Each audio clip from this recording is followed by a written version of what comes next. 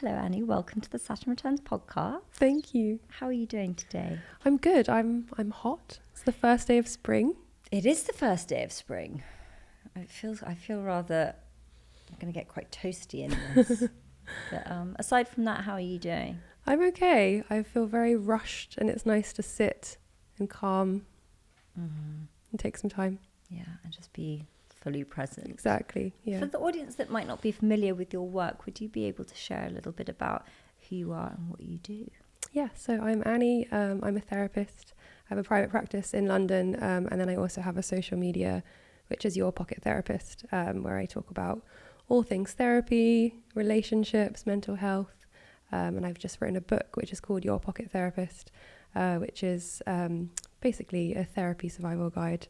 Everything is condensed into bite-sized chunks. So it's taking kind of complicated therapy concepts that I think people are really hungry for and wanting to learn about themselves, but in a really easy to understand format with lots of stories and exercises.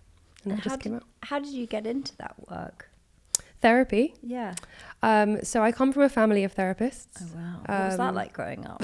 Lots of talking, lots of analysis. Lots of feelings. You don't want to be at our family meals. I probably do. I would love it.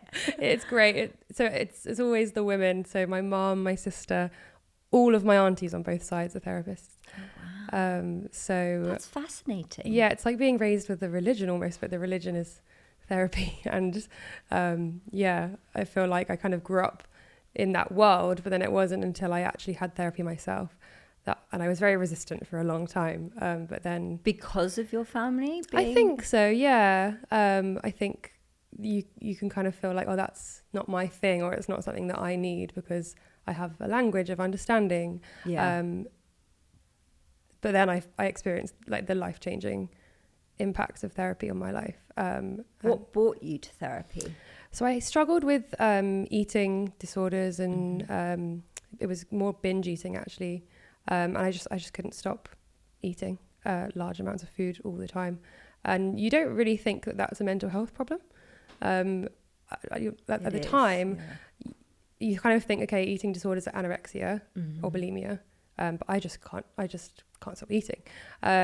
And so I was really resistant to therapy because I was like, why is talking, this has nothing to do with talking, this is like a food problem. And I talk about this in my book, that I tried everything, like all of the diets and all of the different tricks and counting to 5 and going for a walk and, all these tools that are very like cognitive, but nothing really emotional. And then I went to therapy and realized, oh, this is an emotional issue. Like I'm not feeling my feelings, I'm eating my feelings. And going through that process. And when did that start? The binge eating. The binge eating, yeah. It's hard to say. I think it was when I went to uni for the first time. It's such a time in your life, kind of like Saturn Returns, but a bit earlier, where you're having this massive transition, identity crisis. You're away from home, all of the separation anxiety that comes from that, but also the like hyper independence. You feel like an adult, but you're kind of not at all. And so much social anxiety. Like you're suddenly having to make all these new friends, and you're so aware of yourself and everything that you do and say. And I think probably just that was a melting pot of, I needed something that was going to soothe me because I couldn't handle my big feelings that I was having. And food is one of those things. I used to work with people who struggle with obesity, and such a common thing I would hear that really resonated with me is like, food has always been there for me when other people haven't. Like since I was a child, food was there and soothed me and helped me. And it's kind of become too much of a coping mechanism that I'm relying on it when I'm not actually in touch with myself. But we also have to respect that it's a constant. And I think it's not like any other kind of addiction or thing where you can just be like, I'm never having that again. You have to address it 3 times a day, every day. Exactly. It's the hardest thing. And it also gives so many positives, like so much pleasure. So much joy can come from food. And it's so connective, and to eat together, and you can't just shut it away like a different addiction and go through withdrawal. You have to. But it's I'm sure from your own personal experience and also working with other people that it is such a complex piece to unravel. And lifelong. I think you can get a lot better, but I don't think once you have that relationship with food, it's really hard to undo that completely and to never have a difficult relationship with it. And I think in a way accepting that is helpful, because then you know it might come back when you're overwhelmed or when you're going through a different time, and that doesn't mean the world's ending or that you're regressing. It's a constant.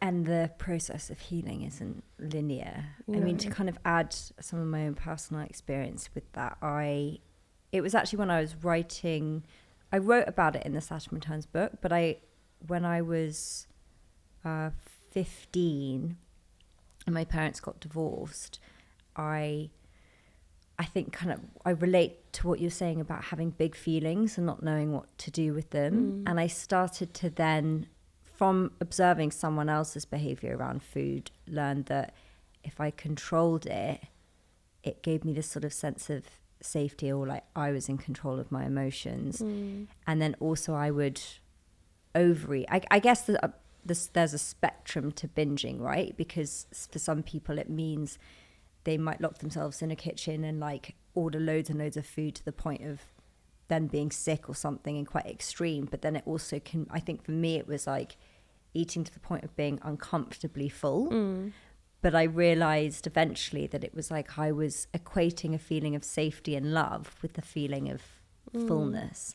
And I thought for ages that I wouldn't be able to, and it created a lot of disharmony with my body. And for ages I was like, I'll never be rid of this. But then it was actually during my Saturn return and in my late 20s that I was like, I think I can change this mindset. So what was the kind of turning point for you? I was about to ask you the same question. It's funny with therapy. I think we're sold like there was this one moment. My therapist said this one thing and suddenly everything changed. But I think, as is more common, it was lots of incremental changes. I learned to feel my feelings. I think it's funny you talk about love and connection. I think what's less glamorous is anger. But it's really common with binge eating that there's a lot of repressed anger, because these things are happening and it's really common. You can't do anything about it, and you maybe don't feel that you can be angry. It's common in women who are people pleasers, who need to be happy and good all the time, and then you've got this rage inside of you, and you're trying to like keep it down, and then you attack yourself because you can't express your anger. So you eat until you feel sick or until you're not happy with your body, and you're really taking out something in yourself. So I think learning to be angry and that's okay, and to express it not in an aggressive way and not in a destructive way, but in like a constructive way. So I went through years of just kind of telling everyone I was angry with them whenever I felt it. I've kind of come away from that now, but it was really important. Cathartic, and it's not linear at all, but I stopped taking out the anger on myself. And then therapy, were you able to talk about it in therapy? Oh yeah, that's all I talked about. The reason I ask is because it's reminding me that I went to therapy for this specific thing, and I don't think I ever talked about it, which I'm sure is quite a common thing when people come to a therapist and they spend like 10 years and they don't mention the thing they went there for. Why didn't you talk about it? I don't know. I really don't know. I guess it's just that sort of perhaps the ego, or I don't know. Because I guess, that there's lots of things you keep out of therapy because you just don't want to go there. Yeah. But there's other things you keep out because you don't think it's related to therapy, you know? Yeah. And did you, from having like a family of therapists, did anyone try and like, I don't know, therapize you in your family around this particular thing? Yeah, I think we all did to an extent. But in a way, having my own therapist was really helpful, because I was able to then go to her in a really boundaried way with all of this, and put more boundaries in with my family in those terms. But I would say, I mean, there's no kind of right way to do therapy. A lot of people end up talking to their families about things that have happened in their past, and that's really healing. And other people need to not talk to their families, and they do it just in a therapy room. And it really depends on the context where you came from. And then when did you actually decide that this was a career that you wanted to pursue for yourself? So I was studying my PhD in obesity and psychology at this time. and giving therapy in the NHS to people who are going to get gastric bypass surgery. So really struggling with their relationship with food. And I was just sitting there thinking, I mean, I don't have your body, but I'm just like you. Like, and the thought patterns. Yeah, I get it. Yeah. And I think maybe that's why I was able to help and why I was drawn to it. But also, I was like, I don't know how to help you because I've not figured it out myself. So then going to therapy made me think, oh, actually, I think I've understood how people change, and how at least I can try and help people change. And that was just so rewarding. Did your work then really specifically focus on that area initially? It did, but I think as I healed, I became less obsessed with it. In the food world, there's so many people with disordered eating because it's like an addiction. Totally. Yeah. It's like it's just kind of redirected it to a slightly healthier kind of packaging, but it's still obsessional and dysfunctional. Yeah, and you see a lot of people who have a bad eating disorder and then they move into the exercise or nutrition sphere. They stay there for a bit, and then maybe as they heal, they become kind of it just becomes part of your life, not who you are as a person. So now I work with anyone who wants therapy, and if they have food issues, I think I'm in a position where I can help them, but it's not like I need to be talking about this all of the time. And then in terms of sharing it on social media and developing an audience there, what have been some of your sort of observations about what's going on collectively with what people are seeking guidance or support with? So my obsession at the moment is relationships. So I think that's what I see people come to Instagram therapy for, which is why I used Instagram therapy and why I'm such a big fan of it. You're in a relationship crisis. You don't understand what's happening. Why is this person acting this way? Why aren't they replying? And even though there's a lot of misinformation out there, it can be a real source of comfort and a feeling of getting back in control. Like, okay, I'm reading about this, I'm understanding it, I have answers, I can, put words to it. When you're in the middle of the night and someone's not replying, you can't always have the best tools. But I think that's what people struggle with, and that's where all of the therapy speak is landed, kind of in the relationship sphere. That's very true. And it's relationships are where some of our greatest personal work happens, right. And they are beautiful containers for that, but they are also incredibly challenging, and we don't really have that much of an education around them. I actually did an event recently around love and relationships, and two of the girls who came on were fantastic, but they were both single. And we realised at the end, once we were doing like the Q&A with the audience and stuff, someone put up their hand and said, there's a lot of stuff out there for people that are single, and how to what to do in a relationship when you get into one, finding a partner, what the obstacles are, what's going on in the world, the sort of complications of the modern dating landscape.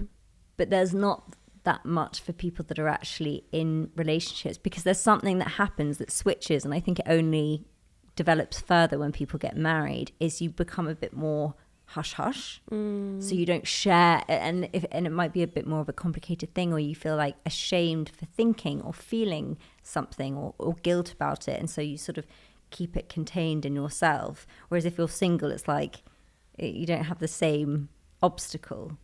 That's so interesting you say that. I'm just thinking about my friends and how much, especially like female friendships, you hear in the early stages about, like their sex life and every text and every date, and then something happens when it becomes more serious, and those conversations suddenly can't really happen in the same way. And then they get married and then they don't happen at all. Which is sad, because it's so important to continue to offload and to share vulnerably. Otherwise, I think that's where a lot of marriage relationships kind of become stuck, because you're not working through the problems because you're so afraid of admitting that there are problems. And also because people might feel that if they share them, they might be weaponized against them, or that, people will go and talk about it. And if you're in a partnership, you obviously don't want that. And I think there's a sort of social hierarchy that occurs with relationships. There's like single, and I don't believe in this, but it's like single relationship, married with children, So I think the more further up you get, the less inclined you are to share when there are problems happening. So from your work, what are some of the common things that people come to you with in terms of people that are in relationships that they're struggling with? Being unhappy in those relationships, but they're sharing this individually with you versus yes, which is what therapy is for, and being afraid to leave. I think that's something, and leaving isn't always the right choice, but something that so many people struggle with is knowing that it's wrong, and what do you do then? Because the terror of them being alone and starting over again, and maybe you have kids and you've committed and you've changed for this person, and then you have to leave, or you don't. And I think people can stay in that paralysis for years, which is almost a worse place to be than just making a decision. Do you feel like they know, that they fully know, or they're a little bit like, I don't know, I'm unsure? Because where's the line, right? Because at the moment, I think there's a lot of narratives around, perhaps more, for people that are single, that if it's not a hell yes, it's a no, and this person should be all of these things. And this really extremely high and tall order of what we expect from partnership, especially when there are options galore and you only have to pick up a dating app to kind of find a dozen people around the corner. So where's the line between pursuing something and persevering in a relationship that does require work? Pause.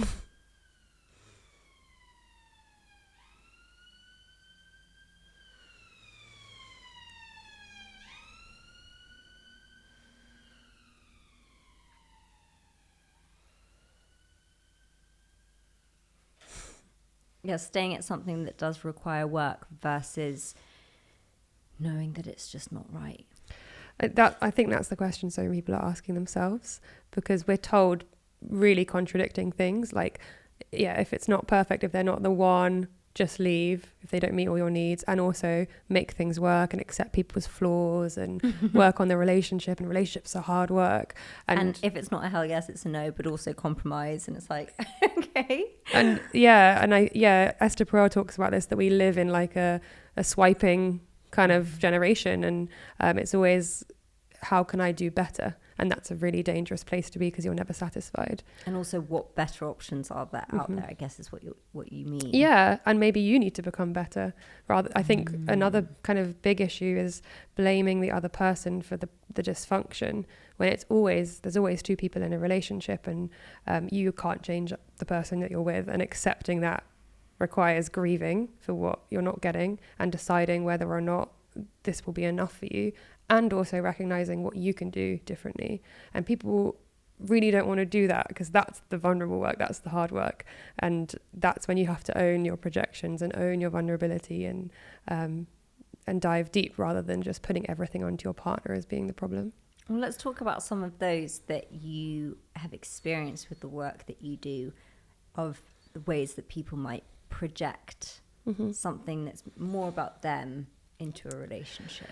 So I think the classic example is with attachment styles, that you often have an avoidantly attached person and an anxiously attached person getting together. They're very attracted to each other because they are projecting. They reinforce each other's beliefs. Exactly. And you nicely fit your projections to each other. So the avoidant person is like, I don't need anyone, I'm independent, and then finds themselves with a needy, anxious person, and can project all of their own need onto the anxious one. So you're too clingy, you need too much, you're too demanding. When you're so they're projecting actually their need for closeness, saying that you are wanting too much closeness. Exactly. But actually they're just as desperate for love and intimacy as anyone else is. But as a defense to feel like they don't need anyone, it's really hard to accept and admit that.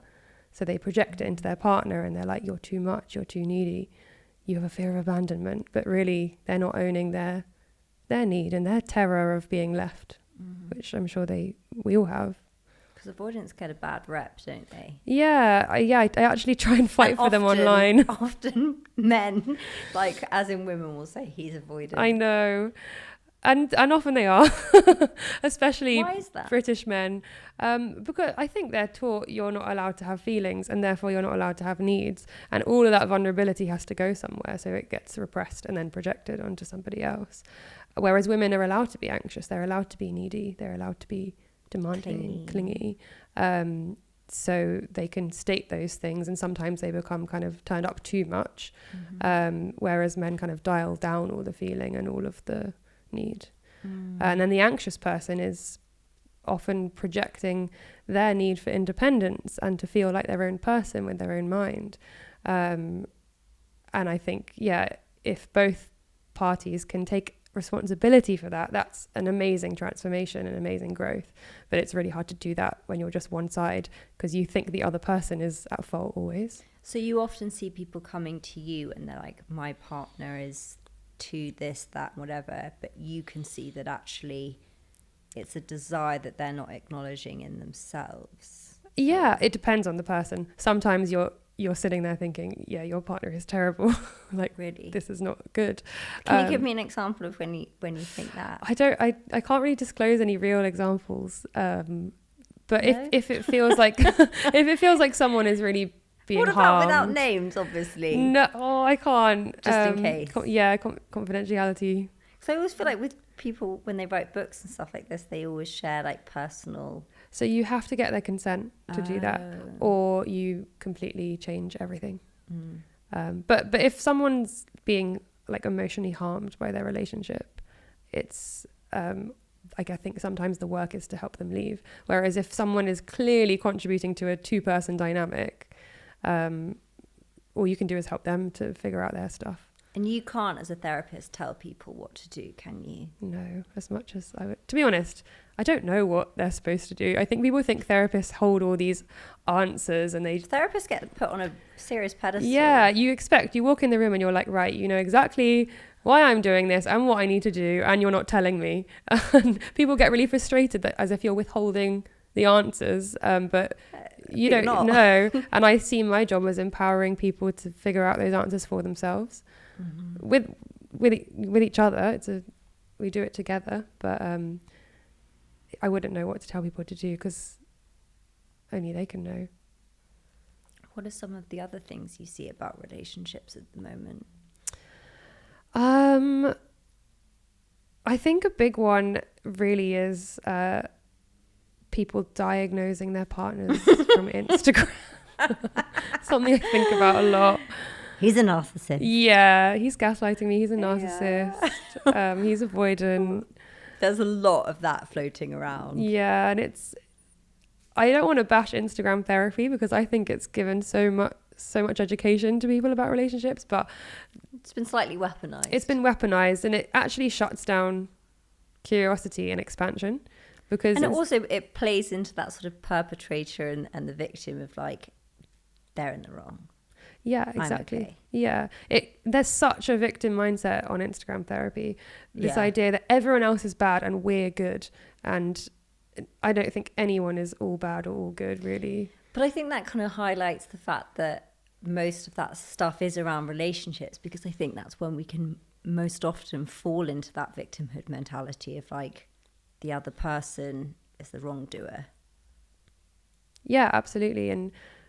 And relationships are so difficult because they bring out all of our childhood trauma in a unique way that many other situations don't, because trauma happens in relationships mostly. Childhood trauma is because of your family relationships that were happening at the time.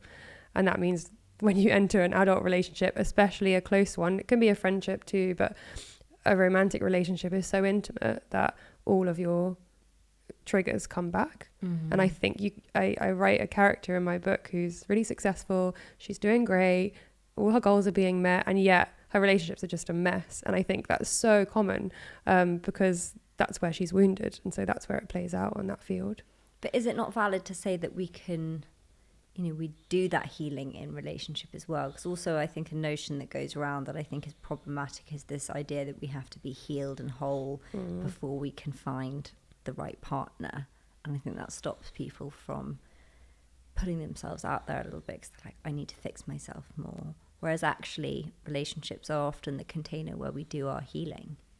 Yeah, I think that RuPaul quote, like, how are you gonna love somebody else if you can't love yourself? Is that right? How the hell? I've watched Drag Race so many times, I should know.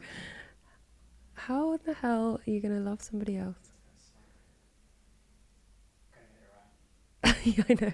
Yeah, the internet here is not very good. If you don't love yourself, how in the hell are you going to love somebody else? Oh yeah, that RuPaul quote, if you don't love yourself, how in the hell are you going to love somebody else, has caused so many problems for people, because we have this idea that we're like in a vacuum and that we're healing. We do all this healing work and then we enter a relationship fully healed and nothing will ever upset us again. And then what we find is that we go back to square one because the relationship healing hasn't actually happened, because all of those triggers were kind of dormant, exactly. And then we're like, why are relationships so hard? And I think, it's really sad. People who come from a lot of trauma find relationships so difficult. And we're told it's supposed to be Hollywood and happy and you should feel complete and everything's perfect. Yeah, and then you're done. And they get into the relationship and it's horrible, because you then have to face all your anxiety, all of your wounds, all your fears, the desire to walk away just to get relief, the desire to stay and not be left in that obsessive thinking. And this plays out for years and years as the different kind of stages go on.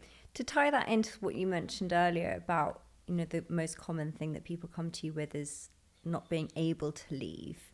And then that particular piece around not understanding that relationships are work and it's not this sort of Hollywood perfect ending like we expect it to be. Where's the sort of right, like if people are listening to this thinking, but how do I know to discern between the two, whether it's right to stay or go? Not again that I'm asking you that you have the answers, but just to empower people that they might have the tools to be able to make that decision and not waste years. Yeah, I think the question is, can I accept things as they are? If so, how? Would I then have to, because acceptance means grief. You have to grieve for what you're not getting or what you imagined you would have and isn't here. Is that going to be possible for you? And then you don't have the resentment and the frustration and constant wondering if you should leave. Like, can you accept how things are right now? And if you have that intuition saying, no, like this is not livable, I will be miserable, that's really important to listen to. And I think, it's worth staying and trying as much as you can. Couples therapy for both of you to do the work. But if you are trying over and over again and nothing's changing, just getting really honest with yourself about the answer to those questions, and only you can know. But I do think your intuition will tell you. Do you think that there's a really big change between people in their late 20s or in their 20s, let's just say, and in their 30s, 40s in terms of how they are approaching this particular subject? I.e., in your 20s, are you a bit more like, I'll just leave and find someone else? Whereas does it change quite a lot from your experience as a therapist that people, the older they get, are less inclined to change their partner? I think, thinking about when I went to uni, Tinder didn't exist yet. So the idea that you can just swipe and find somebody else is revolutionary for relationships. And I think it's probably loosened since our parents' generation. They kind of have a few partners and then get married at 21. And even before that, it was 16 or 17. So the idea of changing is like really new. And also relationships serve different functions. It used to be that you needed a marriage for financial independence or to raise a family, and things are so different now that it's like people are exploring different types of relationships in different ways. So I do think the younger you are, the more able you feel to leave relationships. However, attachments are the same, feelings are the same, love is the same, fear of abandonment is the same. So I think some of the things that come up are also really similar to what people have always experienced, which is they want to be loved and they don't want to be left. And I think that's what kind of the fundamental issues in relationships come down to. In terms of this sort of the youth of today and their sort of exploration of relationships in a way that, like you said, is because of dating apps or because of social media and the awareness of doing things differently, would it be fair to say that people are exploring a lot of different types of relationships, polyamory, different dynamics versus what millennials and so on would have? Yeah, I think so. I mean, even just through TikTok, you're exposed to so many different ways of thinking and relating that polyamory barely existed, 10 years ago. And now it's, lots of people are experimenting with it.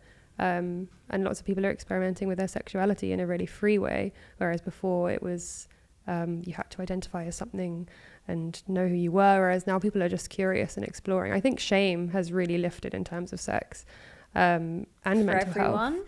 No, not for everyone, but for some who are luckily enough to be born in a kind of Western society during this time. At the same time, it's become polarized because we have the rise of pornography, which means that sex has then become completely misconstrued and people's expectations are all over the place. They're also really desensitized in some ways. And well, let's talk about that. Let's talk about sex. So with the people that come to see you, is that something that they might be struggling with in their relationship? And does it differ from men to women? Yeah, I mean, sex runs through everything. Your sense of eroticism, your sense of who you are, fetishes, dreams, your relationship to yourself. So people in relationships and not in relationships, they bring sex into the room always.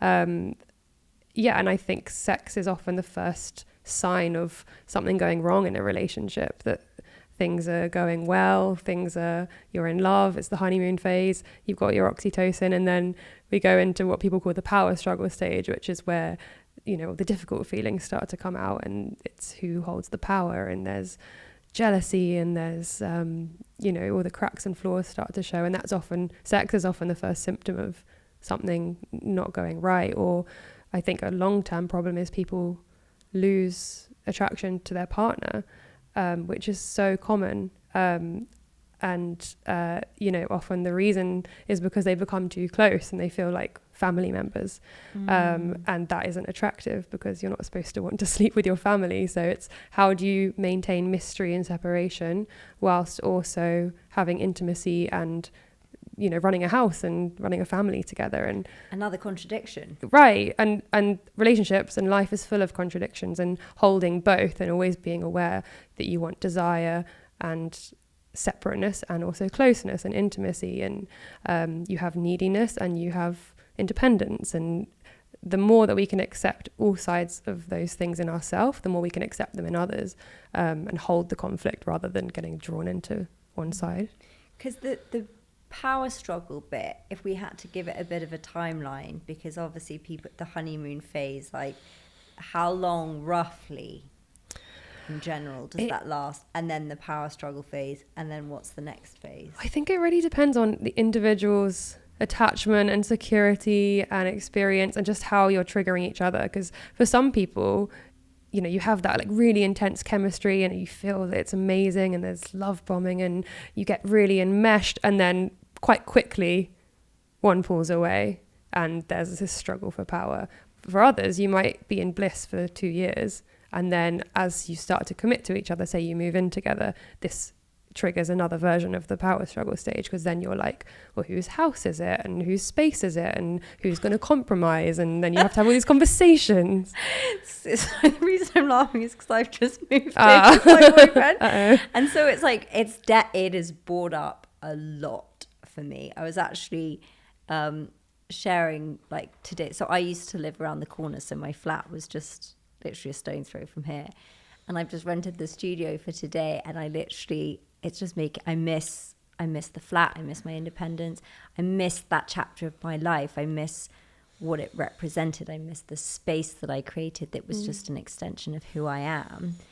And I also love living with my boyfriend, but it's really hard balancing these two kind of conflicting emotional experiences and not knowing how to talk about it with people, because again, going back to that like hierarchy thing, I don't want to sound like ungrateful, because I know, like, for instance, my friends that are single looking for a partner, I don't want to be like, oh, I'm struggling, you know, because I've got a lovely boyfriend. We live in a great spot. But I've just found it hard to navigate what I'm feeling at the moment. Has that put pressure on your relationship? Probably when I talk about it, when I say I miss my flat, which I say quite a lot, because I think that inevitably, you know, as human beings, this makes sense that he then will feel that it's a bit of a rejection, and it's not, but you can see how the two things can get quite intertwined, you know, and it's like you say, it's that power struggle of space and whose is whose and all that kind of stuff. So but it's also you as an individual balancing those two needs, separateness and closeness, that to get that closeness you've had to give up a bit of your separateness, and maybe that's telling you something, that you need space for yourself, whether it's like emotional space or real space, in order to move into intimacy, you know.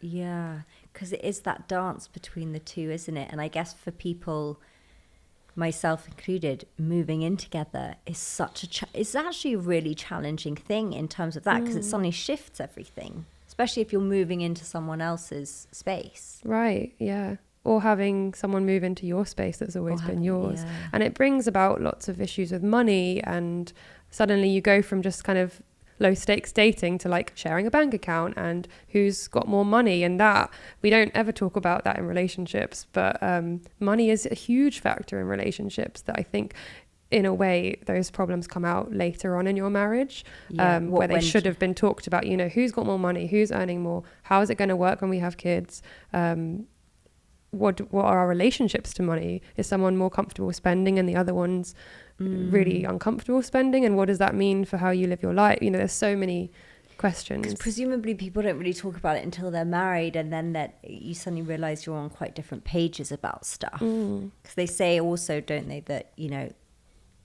what is it, money, sex, and I feel like there's one other thing that people usually come to therapy about. Oh right, money, sex. I haven't heard that. I mean, no, I would say money, sex, trauma. Money, sex, trauma. It's my version. Great. Sounds like a book.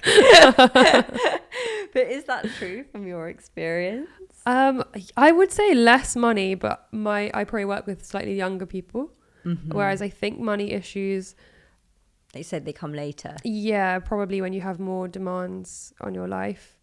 Like kids, yeah, mortgage, and I think we also don't talk about the repetition of money trauma, of if you grew up with your parents having a certain relationship with money, not a lot of money or a lot of money, but you have a certain kind of, you know, maybe your dad lost their job, and then that was a whole trauma for you as a kid, recognizing that your dad was upset and anxious, and what does that do for the messages you're told about how you have to earn. And I think men feel this especially. But I'd be really interested to unpack that, actually, because I've not had anyone come on and talk about money, I don't think, but the psychology behind it, because it's such an emotional thing. Right. But we think of it as this sort of like pragmatic, oh, you know, we just need it to live.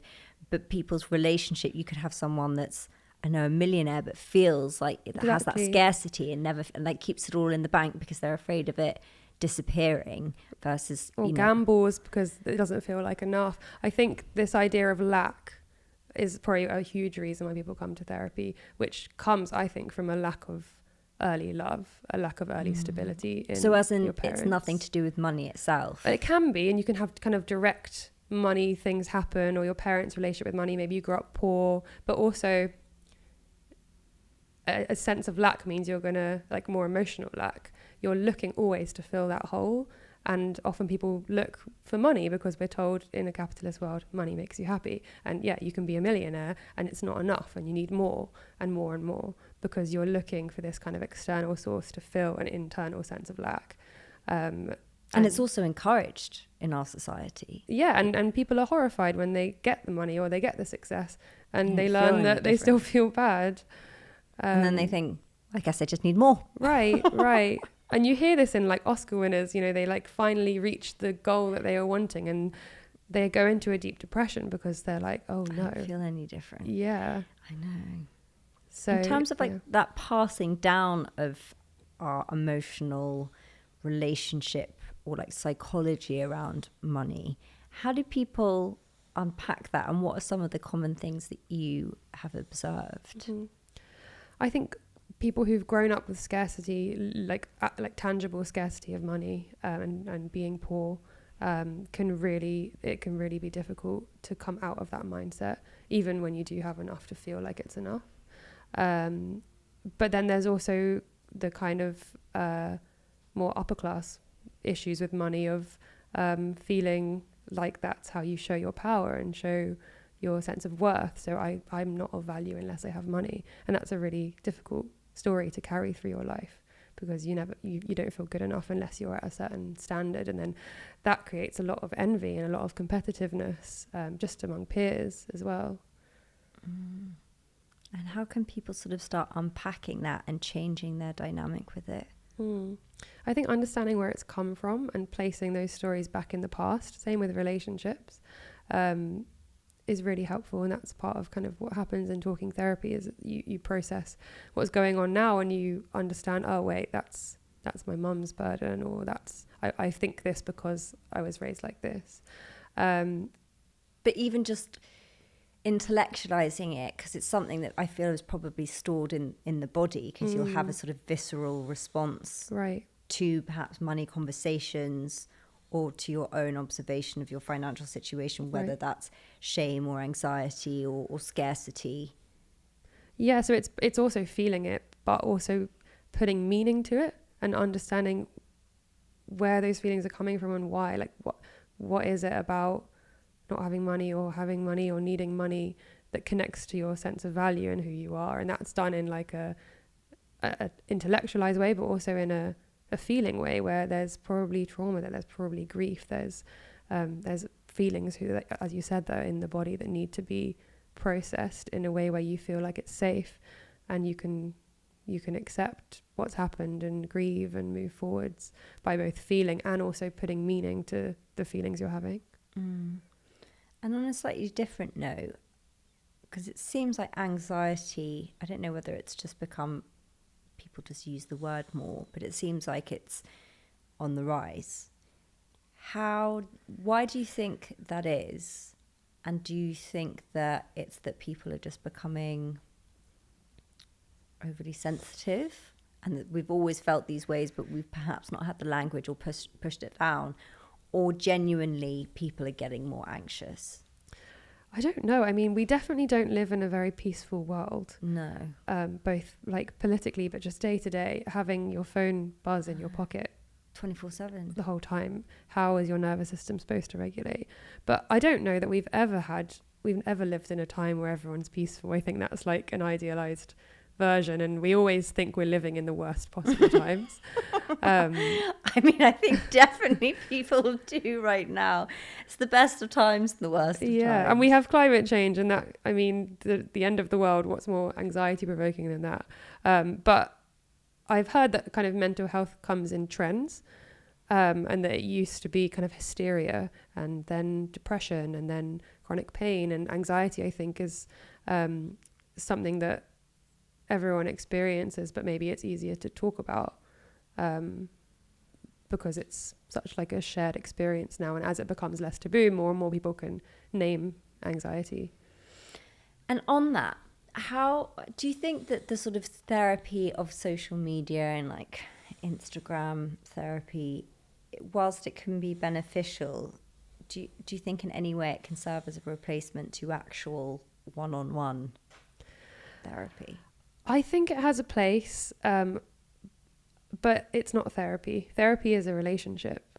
Like, I think therapy works because you're in relationship to another person, and that person witnesses your pain and shows up for you and challenges you and pushes you and holds you, and you learn that you can be supported and that you can be bared even in your worst moments, even in your darkest kind of shadow parts that you let out. That person's still there, that person still cares about you, and that means you can tolerate yourself and accept yourself, and it's a relational process. I think social media therapy is education, and understanding things and putting words to things can be so helpful for people, but it's not an experiential relationship that fundamentally like changes how you see yourself. So very different things, I would say. Yeah, that makes sense. And because in America, sort of therapy is a bit like going to the dentist. It's just something everyone talks about and does. And I think it has progressed a lot here in terms of people's relationship to it and understanding of its importance and how it operates in our kind of day-to-day life. But where's the line between, like, when does someone need therapy? Is it even something that they suddenly like have to have a problem to go, or is it something that's just about maintenance?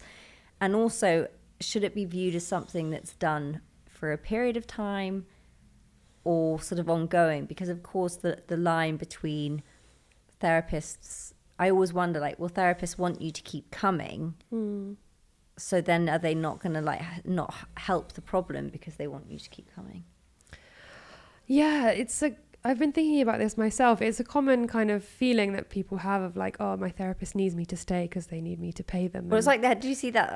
Listen to that podcast and watch that show, The Shrink Next Door. Oh yeah. I mean, obviously that's like a really extreme. But I think everyone watched that. They were like, that's actually one of my deepest fears. Yeah, people can be really manipulative. I would say working with someone who's kind of done is, as a therapist, I want them to go because there's less kind of work to do. And not that you can ever be done. I don't think you're ever fully healed.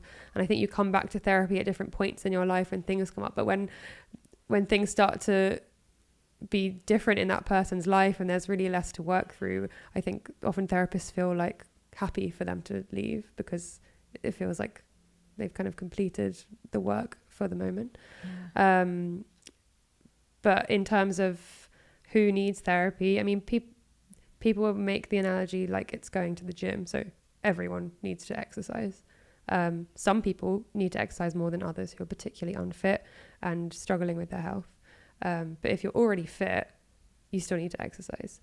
So I think the idea is that, you know, you can never be too well for therapy. If you want to talk something through with someone, it doesn't have to be a place just for really traumatized people who need to do deep work. It can also be that you have a problem in your life that you want support with. Need a sounding board sometimes.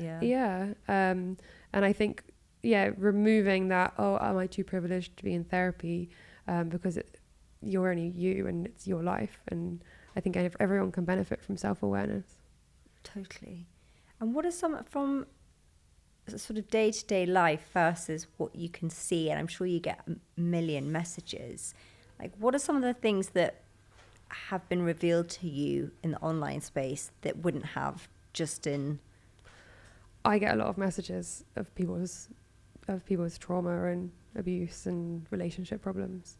I don't respond to them. For you. I try not to read them or respond to them because it's completely non-consensual. And I get why people do it. They need to put their story out, and this feels like a safe place, but they don't realize that you're getting like thousands of them. And they don't think about the impact necessarily. They might not even imagine that you read it. And I think, you know, kind of AI therapy and robot therapy is in a way, maybe that's the purpose of it, that people just offload all their stuff. But what do you think about that?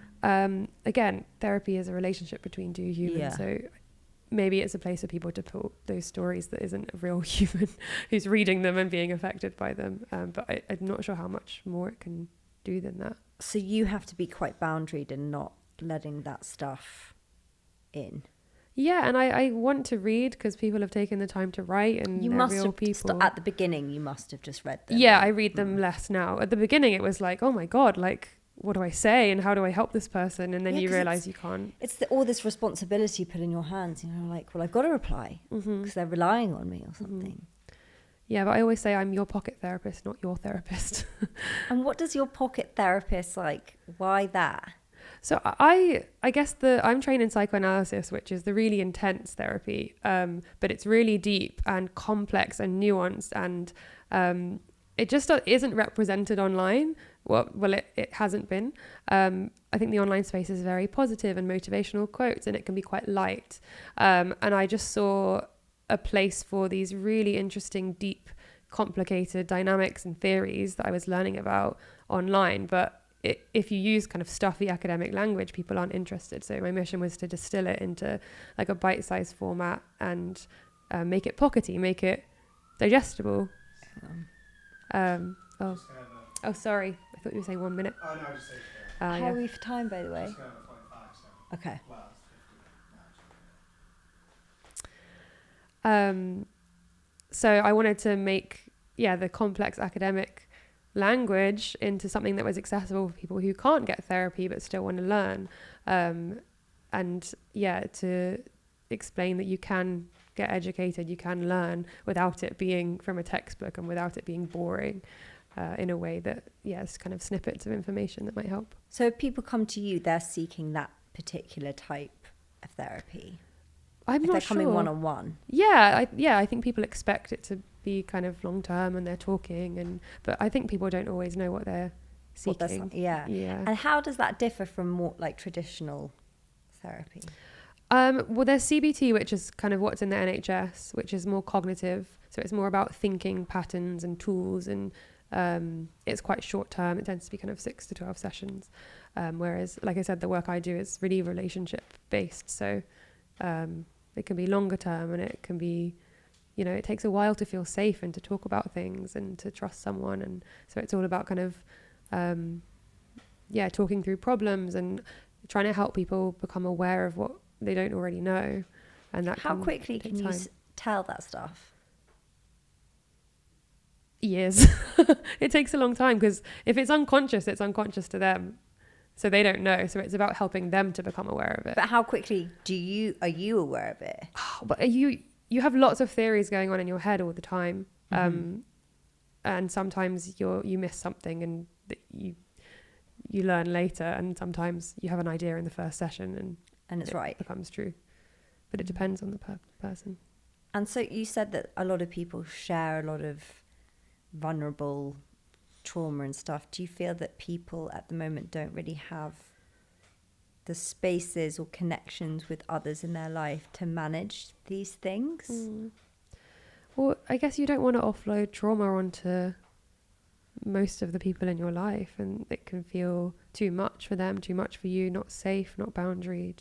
So people might talk through some things, but having like a dedicated space to do that is really privileged in a way, because there's only so much I think people feel that they can talk through with their friends, and their friends aren't therapists. They're not kind of there to receive all of that. So it can feel quite unboundaried to share all of that with people in your life. Mm-hmm. And what about kind of the balancing for you personally between the public stuff and work that you do and then the more private stuff? Yeah, it's a tricky place to balance. I've tried not to share too much about myself, just with my clients in mind, that you want to kind of make it about them and not about me, but also trying to advocate vulnerability and talk about my own journey. And it's like, again, that conflict of trying to do both at the same time, and just making sure that my practice always comes first over Instagram. That's your priority? Absolutely. That's the people who I'm really connected with, but yeah, the work informs what I post and what I'm thinking about, and what I'm reading, and it's a really enriching process to kind of share these theories and think of ideas and talk to people online about what they're interested in and what they want to know and what they're struggling with as well. I've learned a lot from posting.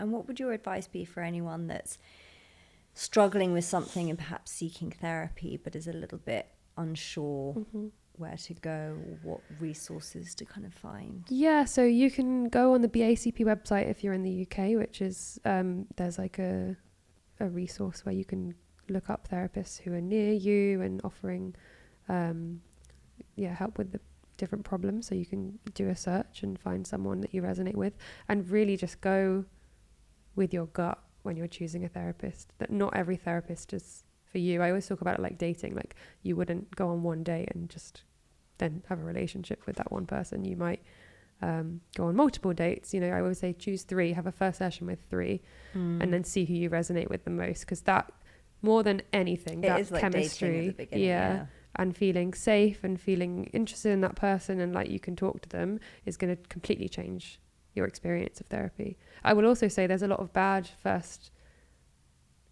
experiences, and not to let that put you off, and not to let that deter you from seeking therapy again if you need help. I actually had one when I remember when I was first looking for a therapist. I was probably like 28. I'd seen one when I was a little bit younger, but this was the time I was like, okay, I need to actually address some stuff.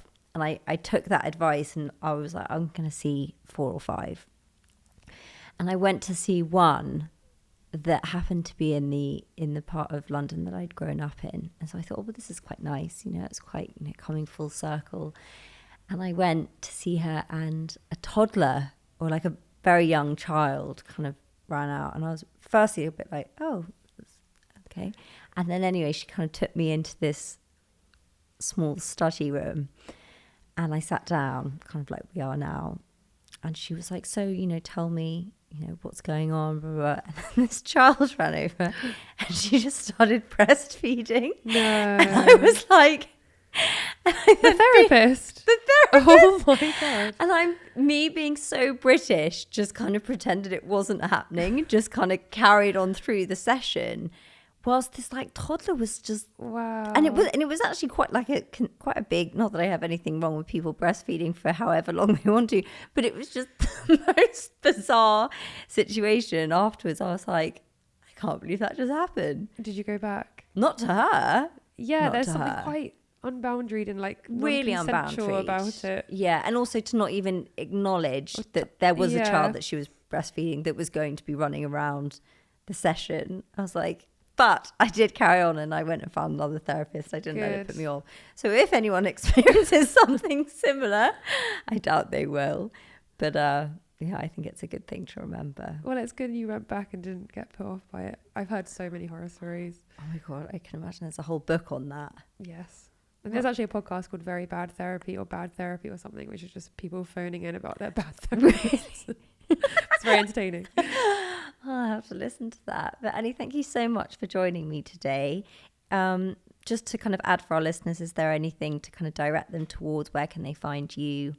Yeah, so you can find me on your_pocket_therapist on Instagram and TikTok.